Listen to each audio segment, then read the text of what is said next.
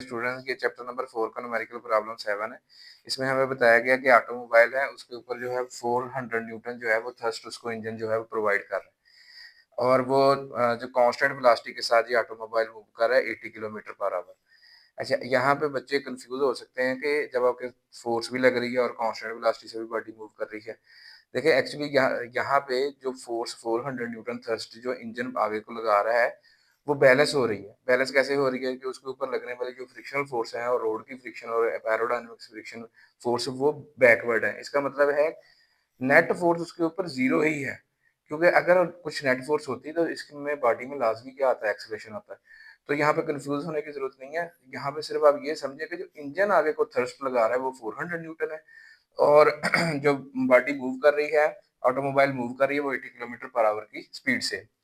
तो हमने 80 kilometre per hour को हमने लिख दिया 80,000 मीटर। आवर की जगह आ गया 3,600 सेकंड। आपके पास मीटर पर सेकंड यानी स्टैंडर्ड में वेलोसिटी आ गई 22.22 मीटर पर सेकंड। हमने पता है कि हमने पावर का जो रिलेशन है वो टॉपिक 4.4 में भी हमने ड्राइव किया है। वो डॉट प्रोडक्ट है फोर्स और वेलोसिटी का। अच्छा, अब इसको डॉट प्रोडक्ट को जब हम खोलते हैं आपके पास आंसर आता है F into V into cos of the angle between F and V. तो इंजन भी जो था थ्रस्ट दे रहा है वो भी गाड़ी को आगे को है और उसकी वेलोसिटी भी आगे को है। सो फोर्स और वेलोसिटी जो है वो सेम इन डायरेक्शन है, जिसकी वजह से यहाँ पे थीटा जो है वो जीरो होगा। तो cos जीरो आपके पास 1 होता है। अच्छा, यहाँ पे फोर्स की मैग्नीट्यूड और वेलोसिटी की मैग्नीट्यूड हमने पुट कर दी, उसके अगेंस्ट यहाँ पे आपके पास आंसर आ गया और आपको पता है पावर का यूनिट वॉट होता है। अच्छा, अब इसको अगर स्टैंडर्ड में लिखना हो तो यहाँ से पॉइंट मूव करके 3 डेसिमल प्लेसेस यहाँ मूव कर देगा, 10⁻³ लिखा जाएगा और आपके पास ये 10⁻³ होता है, ये किलो के इक्वल होता है। सो आपके पास आंसर आ गया 8.9 किलोवाट। अच्छा, हमें पता है कि जो पावर का जो बेसिक रिलेशन था ना, वो तो होता है रेट ऑफ डूइंग वर्क के time rate of doing work, ठीक है। अच्छा, अब यहाँ पे अगर जो ये जो आपके पास वर्क होता है ये फोर्स और डिस्प्लेसमेंट का डॉट प्रोडक्ट होता है।